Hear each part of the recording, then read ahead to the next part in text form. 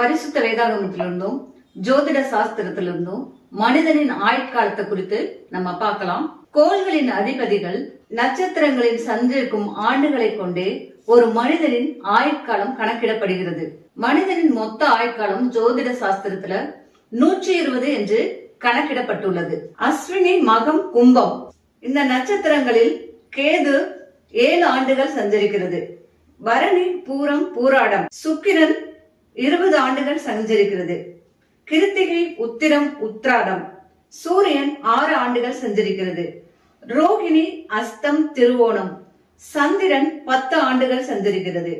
மிருக சீரிசம், சித்திரை, அவிட்டம், செவ்வாய் 7 ஆண்டுகள் சஞ்சரிக்கிறது.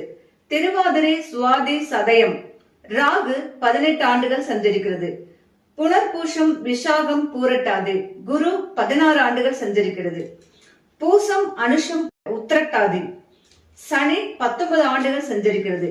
ஆயுள்யம், கேட்டை, ரேவதி, புதன் 17 ஆண்டுகள் சஞ்சரிக்கிறது.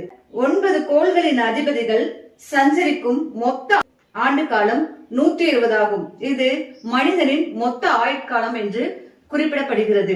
இது குறித்து பரிசுத்த வேதாகமத்திலிருந்து காணலாம். பரிசுத்த வேதாகமத்தில் ஆதியாகமம் புத்தகம் 6வது அதிகாரம் 3வது வசனத்தில், என் ஆவி என்றென்றைக்கும் மனிதனோட போராடுவதில்லை, அவன் மாம்சம் தானே, அவன் இருக்க போகிற நாட்கள் 120 ஆண்டுகள் தானே என்று தேவன் குறிப்பிடுவதை குறித்து கூறப்பட்டுள்ளது. இதில் தேவன் மனிதனின் ஆயுட்காலம் 120 ஆண்டுகள் என்பதை குறிப்பிட்டுள்ளதை நம்ம பார்க்கிறோம்.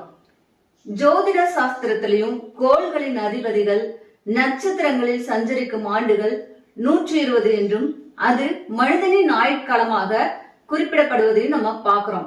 இதிலிருந்து ஜோதிட சாஸ்திரத்திற்கும் பரிசுத்த வேதாகமத்திற்கும் நெருங்கிய தொடர்பு உள்ளதை நம்ம தெரிந்து கொள்ளலாம்.